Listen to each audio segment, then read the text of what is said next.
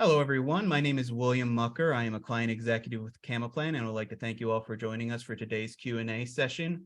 Following up with the previously sent out webinar of John Hyre going over the impacts of the Secure Act 2.0. So I want to thank you as well, John, for joining us. We really appreciate it here at Camaplan. Glad to be here. Perfect. Thank you. So I just want to make sure everybody has access to that Q&A function. Please start typing in the chat any questions. I'm going to go over a brief disclosure before we get started, and then we'll start picking John's brain.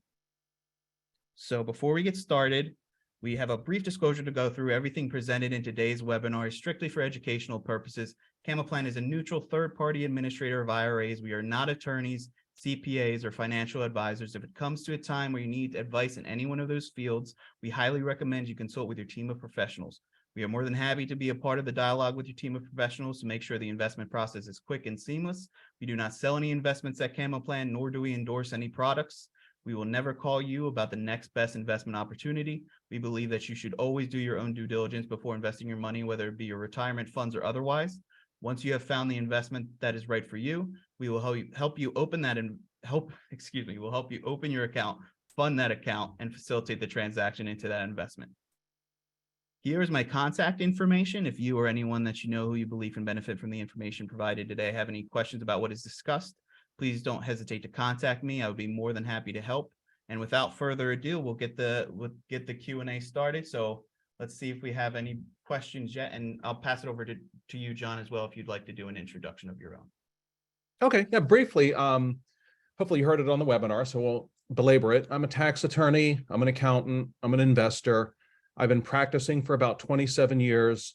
I have actually litigated self-directed IRA cases with the IRS, and so far have a really good track record. We've done well in tax court, and it's given me some insight into how things actually function. And I also do a lot of content production. In fact, I've downscaled staff just because employees being what they are. I'm sure a lot of you understand where I'm coming from on that one. And have enjoyed creating a bunch of content, classes, and seminars. And there's that. I do a ton of research, basically a mini little think tank, and looking forward to your questions. Hopefully we can find ways to save you money honestly. The government will probably do something dumb with it, so let's help you keep it.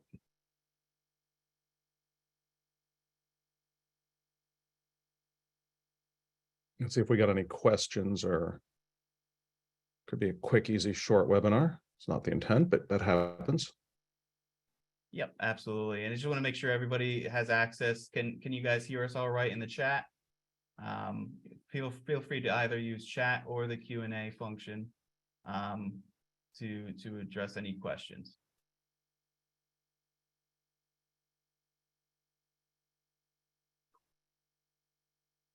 Don't make me talk extemporaneously, because I can do it. I mean, I'm a lawyer. Duh. All right, we have our first question.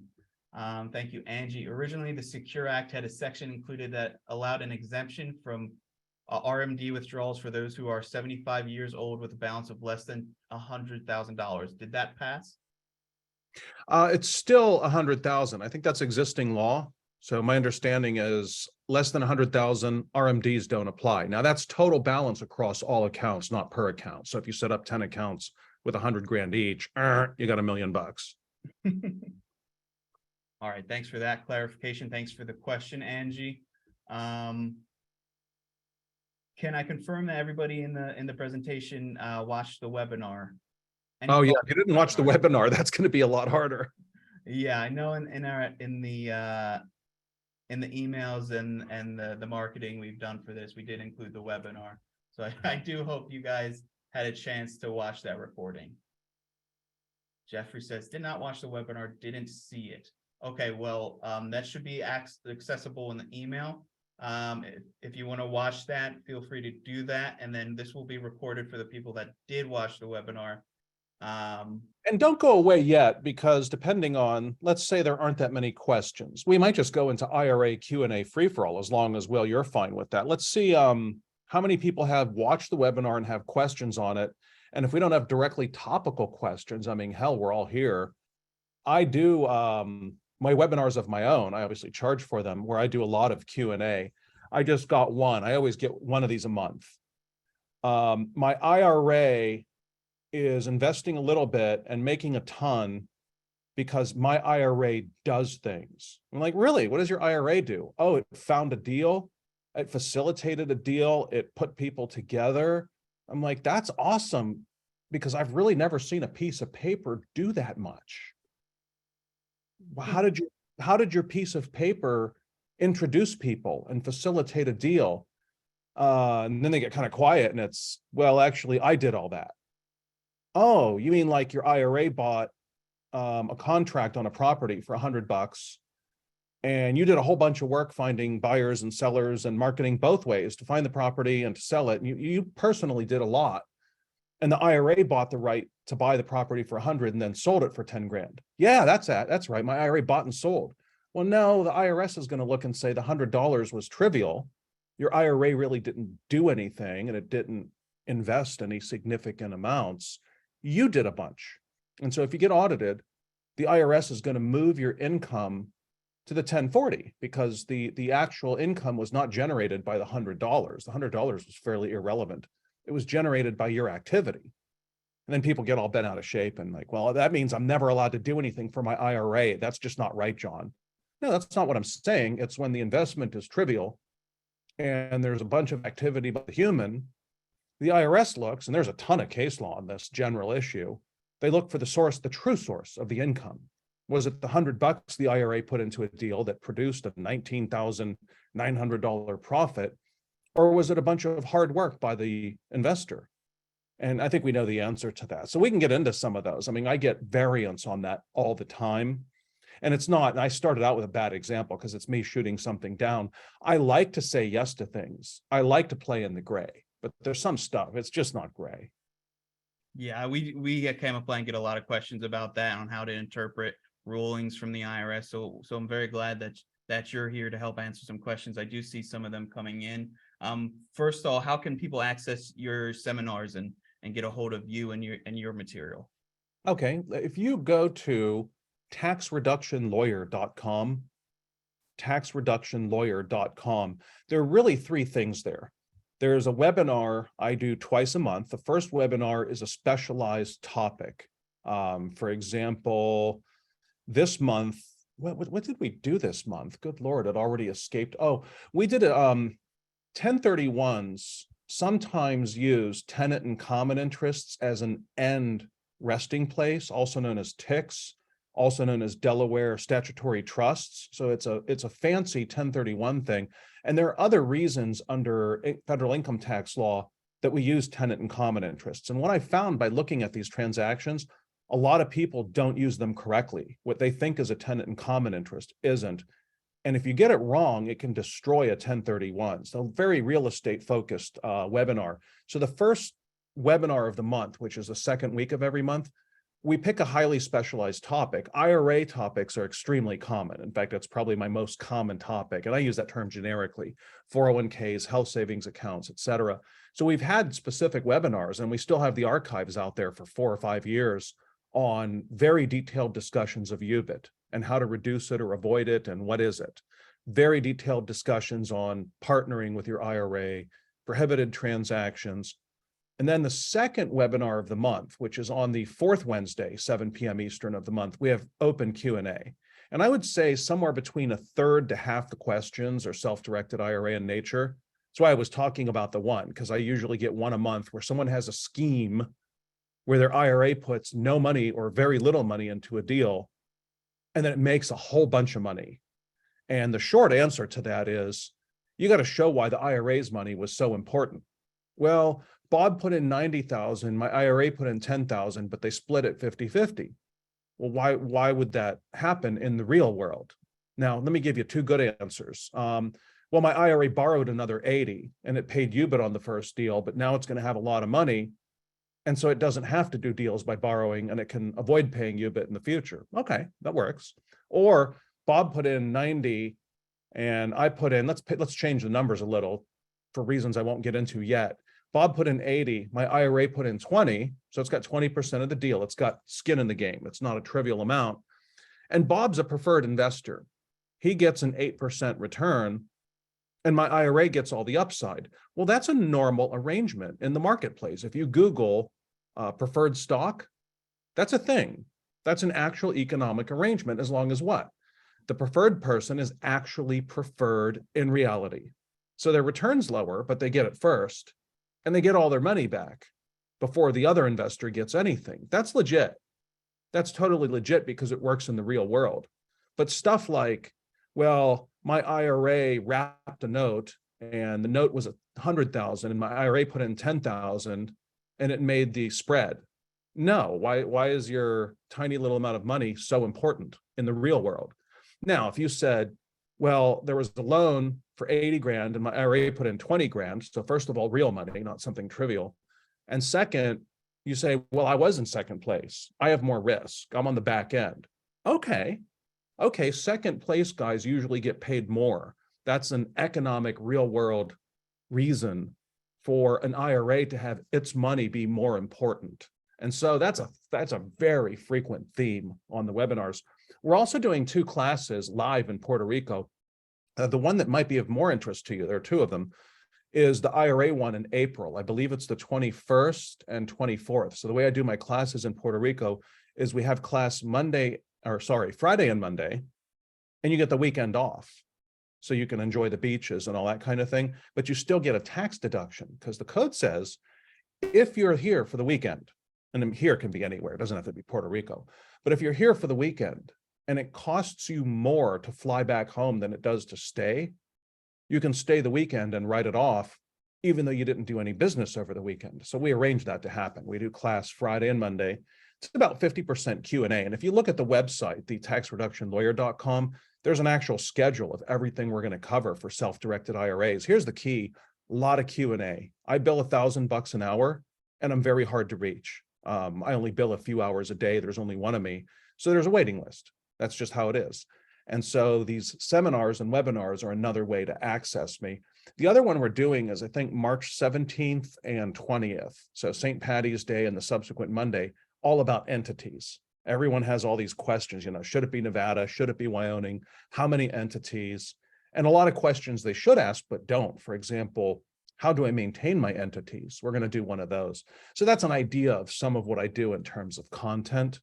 Probably a longer answer than you wanted, but hopefully what I mentioned on the IRAs gets you to thinking a little bit, because a lot of you have been told you can do things like assign properties in your IRA, and everybody's doing it, which, by the way, the latter is true. A lot of people are doing assignments in their IRA, and the IRS, being, pardon me to say it, it's the truth, has been very incompetent about tracking those things down. Now, I have to tell you what's legal. I want to keep my license. I'm aggressive, so I'm going to interpret the law as much as I can in your favor. If you want to go play audit lottery, look, I'm going to do this and I'm not going to get caught. That's between you and your conscience. Don't tell me about it. That's not what I advise on. I will tell you, if an intelligent agent sees this, can we win? That's my goal, is to find where are the gray areas where we have a really good chance of winning, as well as where are the black and white areas that, hey, this is the law. If you get caught, you're dead. So that's kind of how I approach things. Hopefully that's useful. And let's see if we have questions on the webinar. And if not, then we can just have a little fun and generic free-for-all. Yeah, and that was a lot of great information just in that short amount of time. I also listed the website taxreductionlawyer.com in the chat. So if anybody wants to check out John's events, you can go to that after the webinar. We do have some questions coming in.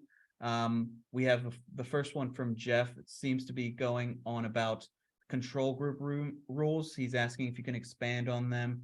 If somebody Good has Lord. Yeah, we could do a 4-hour seminar on the control group rules. All right, let's talk human. All right, because control group's a very tax term. It's an important one, super relevant to IRAs, especially 401ks. What happens is this. Let's switch to a moment to solo 401ks. So I'm going to simplify the discussion. So first of all, I love 401ks. I assume you guys offer 401ks, right? We do. Yep. We do solo 401ks and outsourced plans for existing 401ks if you have one already. Oh, we got to dig into that. We got to talk into the outsourcing. I wasn't aware you did that, but I have to stay on top of things. And And so we need to have a follow-up conversation, because I do have clients that have employees that won't be able to get a solo 401k. So here's why we have controlled groups. What's the difference between a solo 401k and a regular 401k? And there are three types of 401ks. There's regular, there's safe harbor, and there's solo. Now I'm simplifying because, I'm not talking to other lawyers and accountants, or if I am, then you guys just have to slow down, and I can't transfer nerd data at bit speed to your brains. If we were private, we could do that. But talking to the normies, there are three types of 401ks. There's normal, which you don't want. They're insanely expensive, a normal 401k plan, because there are just a bazillion rules, and the accounting and admin, it's insane. Only very large companies use those. On the other end of the spectrum, you got your solo 401k. And here's the government's theory. We call it solo because only you and your spouse, and I'm oversimplifying, there are a few other members you might be able to sneak in, but only you and your spouse are members. And so all the rules designed to protect employees that make regular 401ks extremely expensive are not necessary, because we figure you're not going to intentionally screw yourselves. And that's why solos are popular. They're cheap. All of the complexity, I explained why it's not there. Now, here's the thing. People would say, great, here's what I'm going to do. And they didn't do this just with 401ks. They did this with other benefits like health reimbursement accounts and educational reimbursement accounts, et cetera. All right, well, screw the employees. I'm going to go set up a new entity. That's going to have a 401k. I have access. That entity only employs me, so I qualify for a solo, and my 50 employees in my other entity, screw them. They don't get anything. Too bad. Well, the government said, we're not really on board with that. So they said, we're going to treat those two entities as one. That's a controlled group. We're going to treat two commonly owned entities as one. And they know your tricks. Oh, well, then my wife will own the other entity. So there, No, the government says you and your wife are the same person. Well, I'll set up a Nevada LLC because that solves every problem in the universe, and I'll own it through that. No, the government, again, basically, if directly or indirectly, and this is a gross oversimplification, if directly or indirectly, you look at all your entities, anything that's 50% common control, I own directly or indirectly through my spouse, my dog, a trust, an LLC, whatever, an interest that's 50% or greater in multiple entities, all of those entities are treated as one. So if any one of those has employees, I have to give them all the benefits I get, and I don't qualify for a solo 401k. Now, that is a massive oversimplification of a topic that twists accountants' heads and lawyers' heads into convulsive fits because it's so complex and so poorly written. So there's the basics. It's really meant for, if you have a bunch of employees in a company you own 50% or more of, no matter how indirectly or cleverly structured, then you probably have to provide them the same benefits you're getting, and you probably don't qualify for a solo K. That doesn't mean you can't have a 401k. It's going to be a different kind of 401k that you have to include the employees in. And it could be a self-directed 401k. But now you're getting into the middle type of 401k. The safe harbor plans typically are the direction people are going to go in. They're more expensive than a solo K because employees are involved, but they're way less expensive normally than a normal 401k. So gross oversimplification, but then again, that's what I'm good at, taking very complex things and making it somewhat understandable. Perfect. Thanks for that explanation. As someone who talks to people every day about 401ks and help them open up the account, I get that question a lot, and I honestly do panic when they start talking about control groups. And I usually refer them to someone like you, an attorney, who's much better able to assess that information. So basically, it sounds like from what you said, again, from a non-attorney's perspective, is that the reason these control groups exist is to prevent employers from any loopholes to keep out employees from benefits of a plan of earnings from a company. Yep. And there is one big legal loophole. You have to be a little careful in community property states with it. It's doable. You just got to do it carefully. If the spouse, so I'm married to, in this case, Carolina, a Chilean, which that's a whole separate webinar on being married to a Latin female. It's got a lot of upside and some very serious potential, like you're dead sorts of downside. If Carolina had a separate company that I have no involvement with whatsoever, and again, I'm oversimplifying for the accountants and lawyers on the call, I just have no involvement. I'm not an employee. I have no ownership. I don't even have potential ownership. I'm just not involved at all. That company is a separate control group. And so she can have, for example, a health reimbursement account, a solo K, et cetera, over in that separate thing. So it's a good loophole to know about. But bottom line, controlled group rules are designed to keep you from screwing employees out of benefits by setting up a new entity. And the big loophole is a 100% totally legitimately, really honest to God in real life, completely separate, spouse owned and run thing. That little space would be exempt from the control group rules. Gotcha. And completely separate, as in they can't even if you have an entity, they can't share assets with that entity. Then you start getting into, because IRS doesn't look at just what you say and what you write, they look at what you do. And so if on paper the entity is separate, but in reality it's not, they're going to look at the reality. Just like when with an assignment of real estate, your IRA invests 100, and then you do this whole bunch of work. And they look at the reality. And what's the reality? The income was not generated by the $1,000 or $100 or whatever it was. That was a token. It was not really very relevant. What generated the income? Your work, your effort, your knowledge, your advertising, your time. Now you're allowed to put in time, et cetera, into things, but only if the account has a significant, and that's a gray word, significant investment compared to the return. And there's actually some case law on this now where the IRS is starting to apply it in the Roth context in particular. So they look at reality. People have all these schemes that involve different entities, and when you look through it, it's like the Wizard of Oz. IRS looks behind the curtain and they look at what you're actually doing, not just what you say and write. Great. Wow, this is great information. I'm already learning stuff already, and it's something I have to deal with every day. So that's a lot of information on control groups. So I'm glad. Do you want to touch on anything else about control groups? No, I think going any deeper in the controlled groups would be brain damage for anyone that's even remotely normal. There were some changes that I didn't put out there because it's way over the head of even most professionals. There were some changes to control group definitions that I think clarified some issues. In particular, because the control group rules were also used with, what was it, the employee retention tax credit. And they were so convoluted and poorly written, and they apply in so many contexts that there were some, I thought, positive changes made. But I would only discuss that with other CPAs and tax lawyers, and even then, only really geeky CPAs and tax lawyers. Yeah, this seems like it's good that we're staying at a very high level with this to not, fry anybody's brain, and especially my own. So this is very good. I'm gonna touch on the next topic. Was asked by an anonymous attendee. Can one still be the manager of an LLC whose sole member is one's Roth IRA?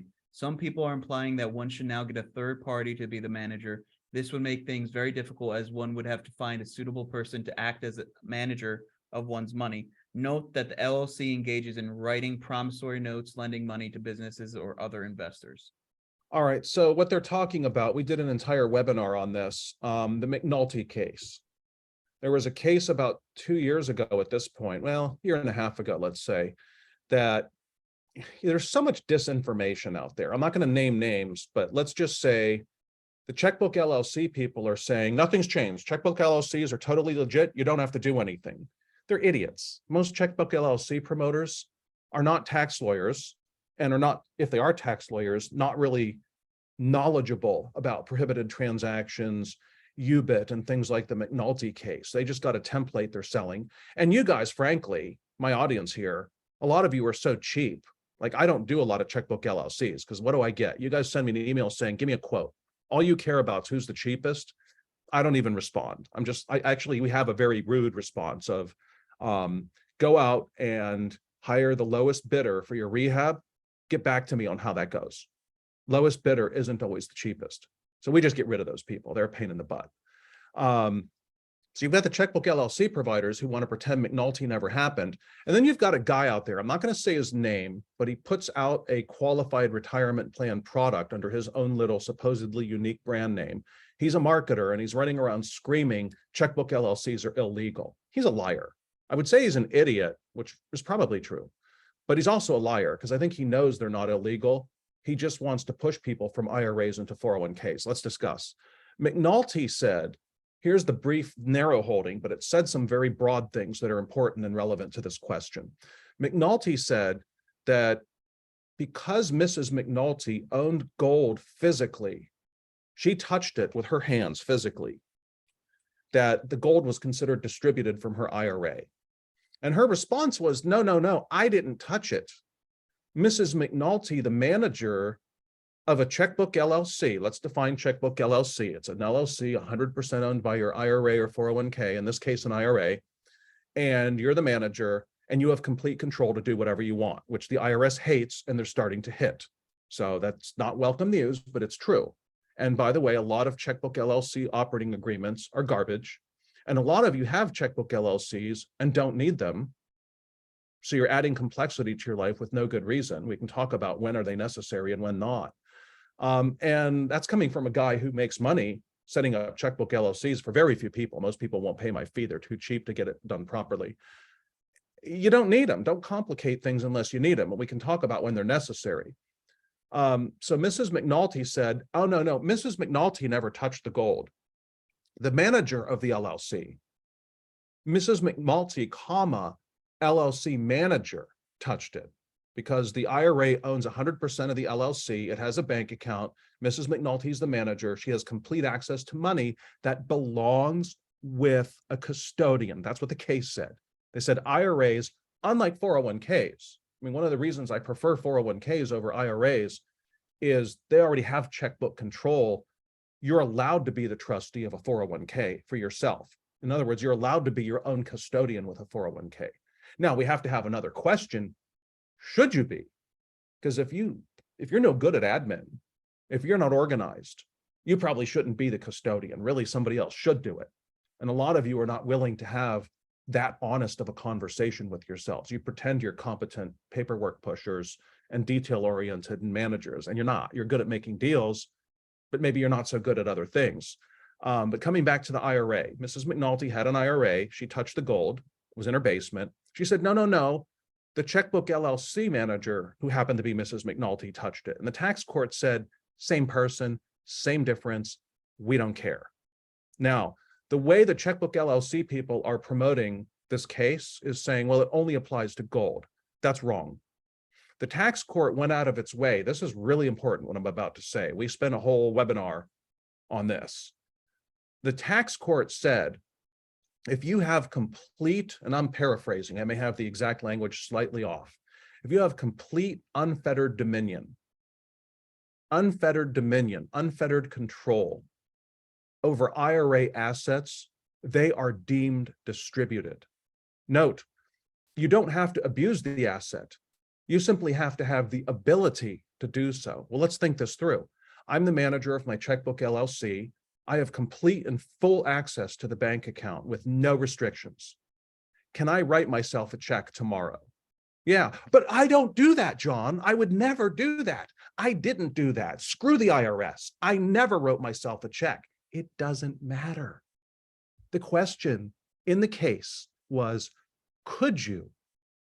Now, they didn't address checking accounts specifically. That's me thinking ahead as an evil IRS lawyer, because I have to think like the enemy thinks. The case said, if the IRA beneficiary has complete and unfettered control over any asset, the asset is considered to be distributed. Now, ask an honest question, not a BS question, but ask and answer honestly. As the manager of the checkbook LLC, where the operating agreement says you can do whatever the hell you want, do you have unfettered control over the bank account? Could you write you personally a check? Not did you, could you?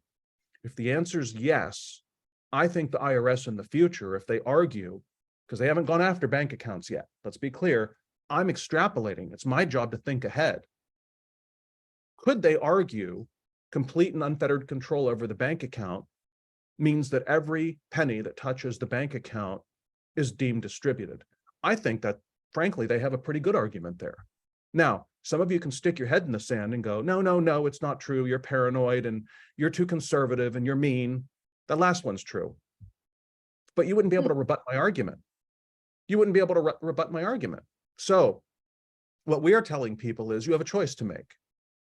We recommend that you can remain the operating manager. You run the LLC, but that you get a separate banking manager, and they're the only ones who can cut checks from the bank account. They're only allowed to cut the check when you tell them to, and they're prohibited from cutting a check to you, even if you order them to do so. I've actually drafted an operating agreement that does that. Now, what's the upside? The upside is tax-wise, you can argue, I don't have unfettered access to the bank account. I have no access. I can tell the manager to cut a check to a contractor or cut a check for making a loan. But if I told them to cut a check to me, the operating agreement prohibits them from doing it. Now, some people would say, well, I'll just write in my operating agreement, I'm not allowed to write checks to me. And that's good enough. I'm the manager, I have complete control. And a little piece of paper says, I can't write me a check. I think the tax court would ignore that, frankly. I don't think it's really enforceable as a practical matter. I don't think it would work. You could put it in there. It's not going to hurt you. I just don't think it'll be enough when push comes to shove. So the upside of having a separate banking manager is, I think, tax-wise, it makes the checkbook LLC a lot less likely to have its assets distributed. What's the downside? You got another human involved. Maybe they don't cut the check. Maybe they don't return calls. Maybe they like your bank account and take it and go to Brazil. Now, there are things you can do to help prevent that.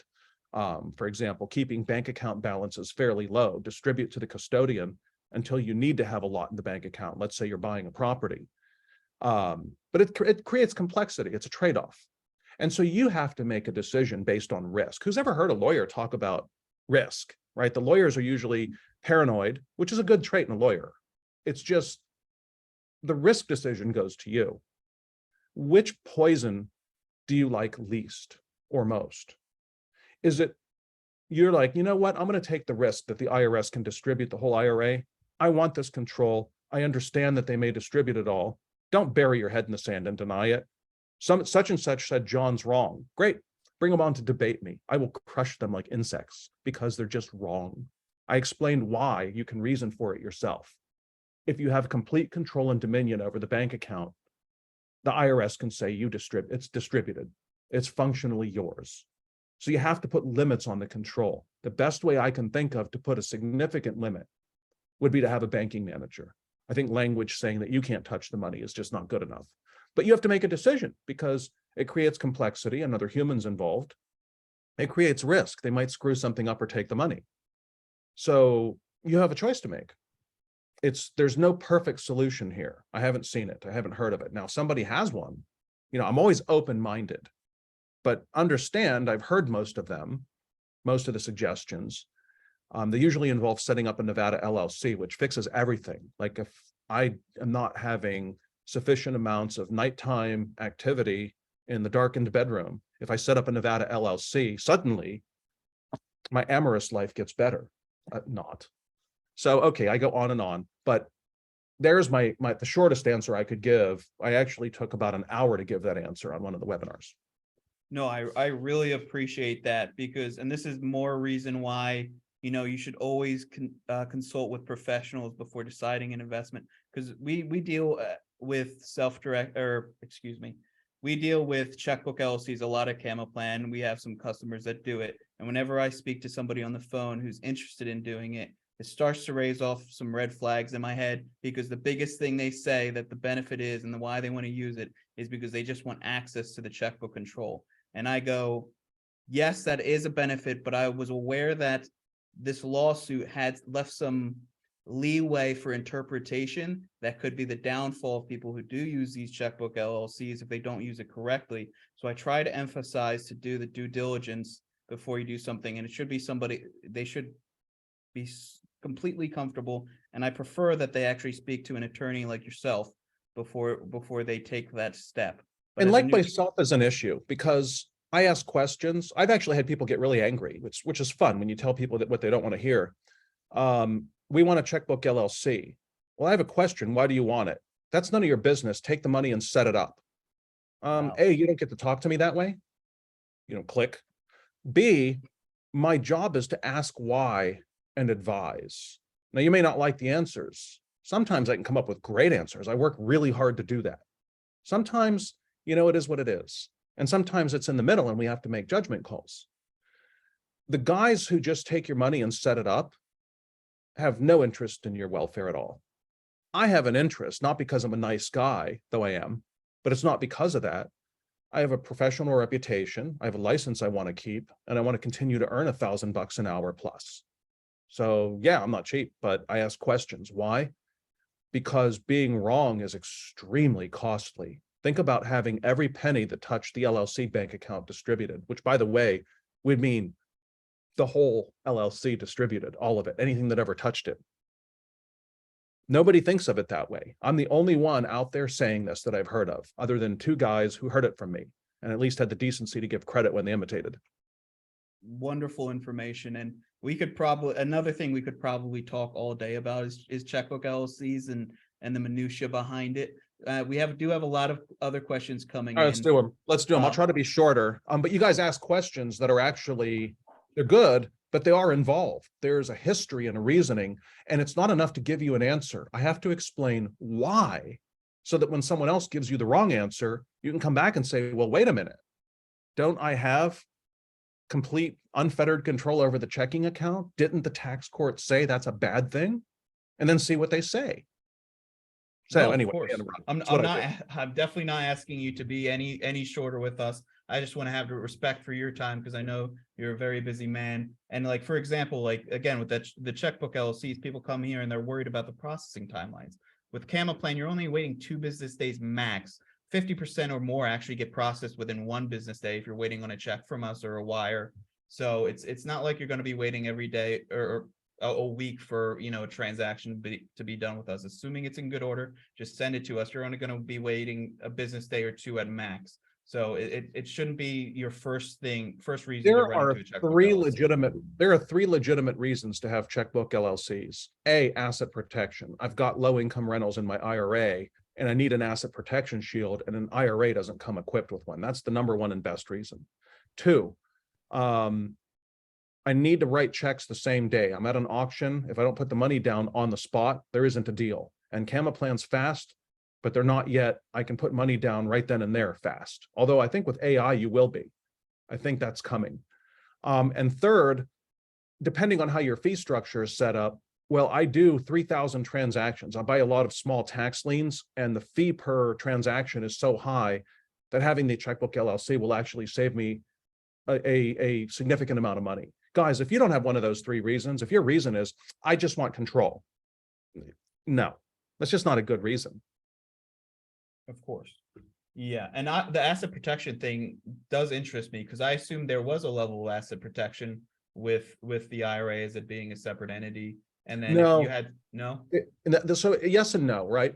The IRA does not protect you from what happens in the IRA. The IRA is what's called a revocable or grantor trust, depending on which terminology you want to use. Functionally the same thing.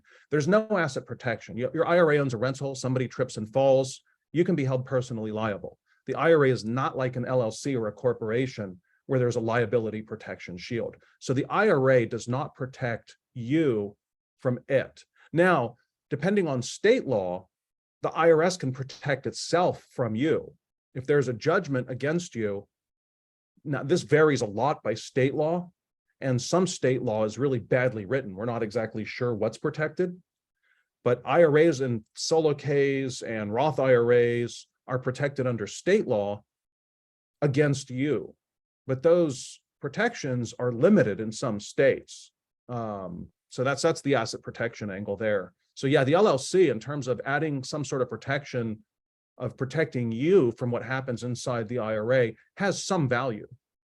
Very interesting. This is because I've heard a strategy in the past, and again, this is why we're not attorneys, and you should talk to these professionals, is that people would keep riskier investments, certain properties in a separate IRA, and then open another IRA account in case of, something were to go wrong with one of the riskier investments to protect.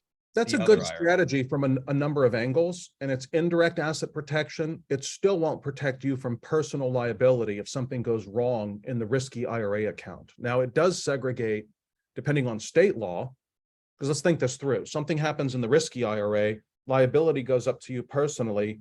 You've got assets in the non-risky IRA. Well, there's a judgment against you now because non-risky IRA doesn't protect, or risky IRA doesn't protect you against judgments. So you've got a judgment up here, but the judgment against you will not necessarily reach non-risky IRA. So you're segregating assets, and also from a prohibited transaction standpoint, prohibited transactions only apply by account. So if you screw up, and the object is you don't, like we spend a lot of time in my seminars on prohibited transactions because they're fatal to the IRA. Congress clarified recently, and we kind of thought this was the law before, but they clarified it's per account. So if you're doing risky stuff in one, particularly with PTs, then yeah, you'd want to segregate that one so that if you blow the one up PT wise, at least it doesn't blow up the others. So there's some truth to what you say, but it does not provide direct asset protection for you if something happens in risky IRA. That clears up a lot. So it's liability with the prohibited transactions and all of that. Understood. Thank you so much for that. We have a comment from Tina. She wanted to say that the webinar part 1 that you did was amazing, learned a lot, answered a lot of questions, and she wants to thank you for the information that you provided. So I wanted to make that known. Next question looks like a very good question, something I would like some clarity on. What are some of the recent audit triggers or some of the areas of interest by the IRS that you are seeing over the past year? So the IRS is much better informed on the crap you people are doing in IRAs than you know. They pretty much know most of your tricks. They're just too incompetent to do anything about it. And I hate to tell you that because some of you will be like, woohoo, cats away, mice will play. It's not meant to be my message, though you may take it that way. Audit rates in general and on IRAs in particular are very low. The quality of the agents auditing IRAs, they don't really know what they're talking about. And taking it to the next level in tax court so far has proved to be quite successful. So for example, they hate checkbook LLCs. They know that you do a lot of BS to take tiny numbers and make them into big numbers, like assigning options or contracts or certain types of wraps on loans or other magical devices that take a very small dollar amount and rapidly make it very large. In fact, they can track if you accurately report your fair market values and they see a very large increase, they know where to look. Now, some of you don't do that. It just kicks the can to tomorrow. In other words, we've had some people who, for a variety of reasons, let's say they went 10 years without accurately reporting the fair market value of their IRA, which is, by the way, very common. And the IRS is extremely aware of it and proposing legislation to do something about it. And then after 10 years, for whatever reason, you have to update. You're going to have this massive increase in fair market value. And if they ever get smart enough to run an algorithm to spot rapid increases in fair market value, it's welcome to audit land. They know about the issue. They've just been too incompetent to do anything about it. So we have not been able to tell, at least in terms of IRAs, what triggers audits. The only one that I saw that was an audit trigger, there was a small group of specialized IRA auditors that specialize in IRAs, very small group, and they're not very good. We had some guys that did some of the classic stuff I was describing, just sketchy, jamming tiny amounts of money into huge amounts with assignments and other just sketchy stuff with so-called financial friends. Once they saw what was being done in one IRA with financial friends, they audited every single financial friend. And the reason I know is I represented one of them and I gave a second opinion to another. Now we got my guy off the hook. One of the other ones, it was a family of 5. They had over 10 mil in their collective Roths. And they had a clear, blatant, prohibited transaction because how are they going to get caught? How would the IRS know? Actually, those auditors were pretty good in terms of snooping. They didn't always know what to do with it, but they would call, for example, in the case of rental properties that the IRA owned, the property managers, the tenants, et cetera, to see what was really going on. How present was the owner? What were they doing? Were they providing services? What's their involvement? So they have the capacity to investigate and ask questions. Thus far, they've not really exercised that capacity. I would say this is a great time that if you've done sketchy things, clean it up and make sure the statute of limitations is running. In the case of the 401k, file a 5500, even if it's not required. Sometimes it's not required, file it anyway. I wouldn't file it late. The penalties for a late 5500 are very high. For an IRA, file your 1040, even if you're not required to. I saw one really sad case. Guy had a blatant prohibited transaction in his IRA 10 years ago. Normal statute of limitations is 6 years. He did not file a 1040 for that year because he was not required to. He didn't show enough income that he was required to file a 1040, so he didn't. Therefore, the statute of limitations never started. Therefore, they were able to go back more than 6 years, which they did, and they distributed his entire Roth IRA, which is where the vast majority of his wealth and income were located. So really important to file those 1040s. If you're doing IRAs for the kids, I would be filing separate 1040s for them. Start the statute. You don't want them to be able to audit into eternity. Wow.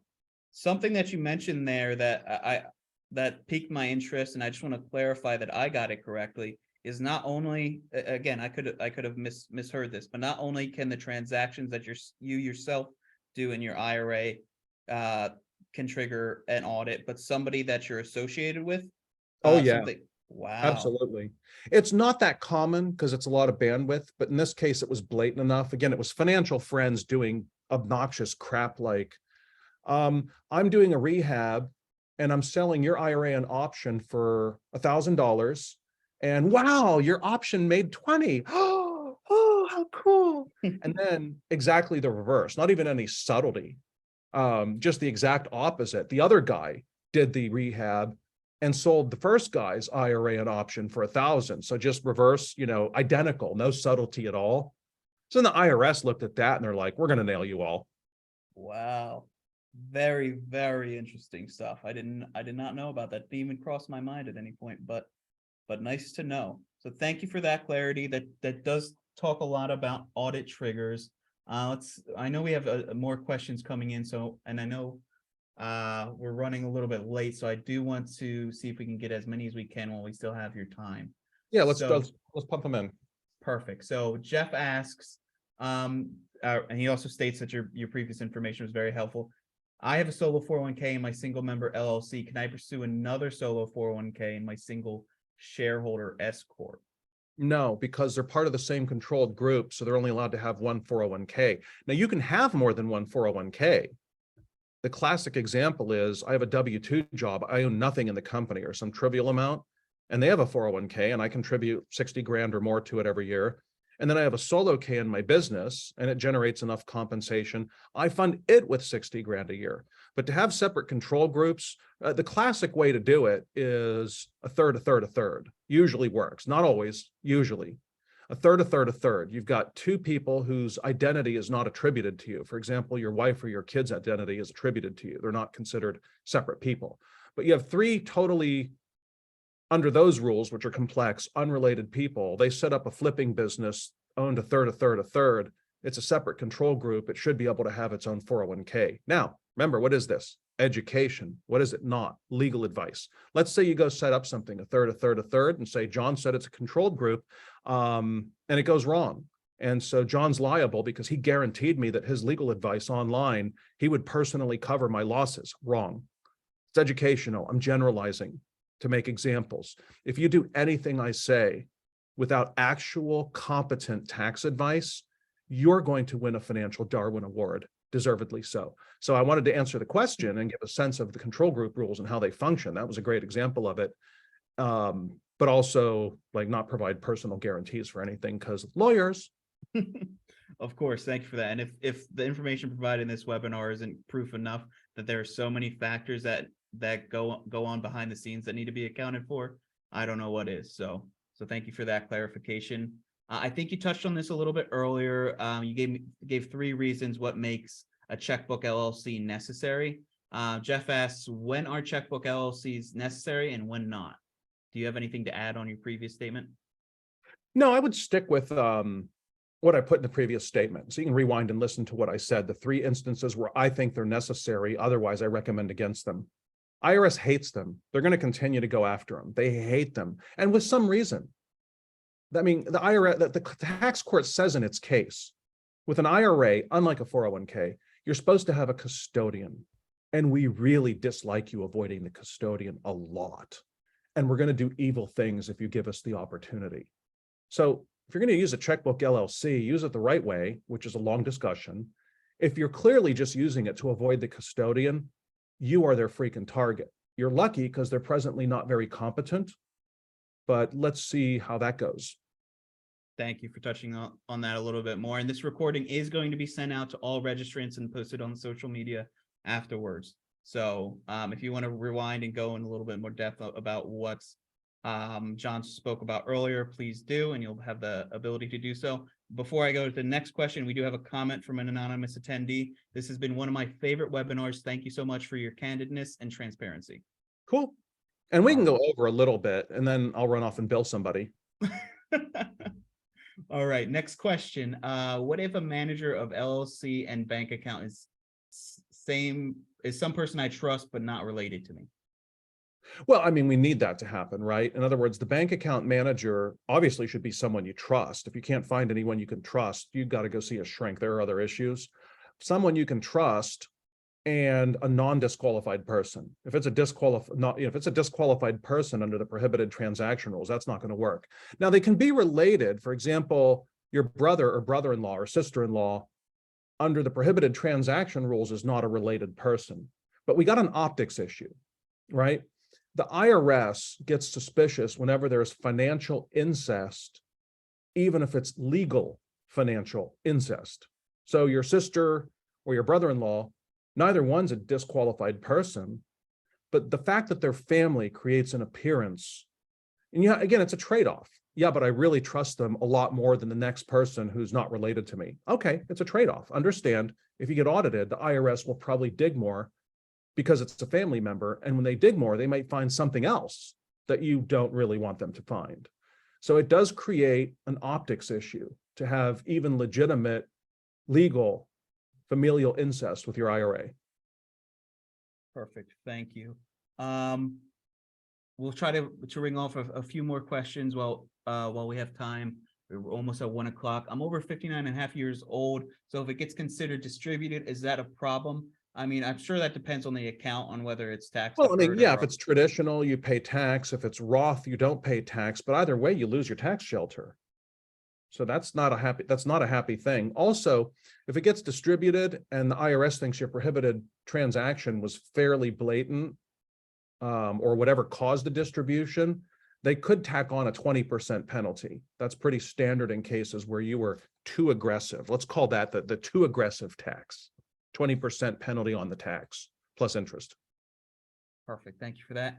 And last question, I promise. It looks like this is the last question that was asked as well. What 1040 should I file for my self-directed Roth IRA? My IRA has checkbook LLC and a manager, not me, manage 2 rentals in an LLC. Okay, so you don't file a separate 1040. What happens is because an IRA is an individual retirement account, filing your own personal 1040 for you starts the clock ticking. The statute of limitations starts the clock ticking on how long the IRS can audit the IRA, and presumably the same would apply to health savings accounts and Coverdales. Now for 401ks, you would have to file a separate return to start the clock ticking, and that would be the 5,500. Each 401k files a 5,500. It's not always required. If they're under 250 grand of assets, it's not required. I'd still file it as long as it's not late. Whatever you do, don't file a 5,500 late. The penalties are insane. Thank you so much. So, and we just ticked over on 101 or 1 o'clock. So I mentioned that if people want to find more information about you and your seminars, to go to taxreductionlawyer.com in the chat. Any other ways that people can contact you if they have more questions or they're watching this webinar and they really want your advice? Well, the only way to get me to talk to you other than this webinar is you pay me by the hour, which is $1,000, and I'm always scheduled out. I'm not a good lawyer in terms of John's my tax guy. I'm really good at, I take a look at all your stuff and do planning, and we work with your CPA to implement it. I'm really good at these IRA one-off questions if you have time. Now, if it's a last minute question, odds are my schedule's so booked, I'm not going to get to it. The other two ways to ask questions, I mean, the first way, it actually involves legal advice. Educational questions, the webinar is only $100 a month. I mean, it's, I think, $250 the first month because there's 4 years of archives, and $100 a month thereafter. It is a subscription service. People all the time email us, we'd like to take a time out. No, I add enough value. If I answer one question well, I save you more than what I'll charge you for 20 years. The ideas I give you will do that.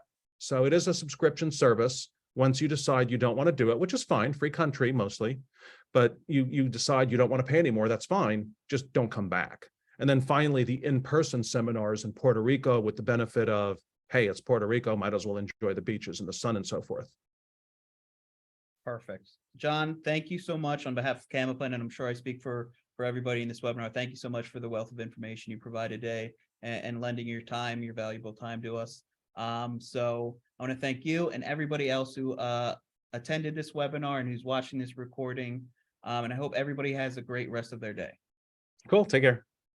Take care.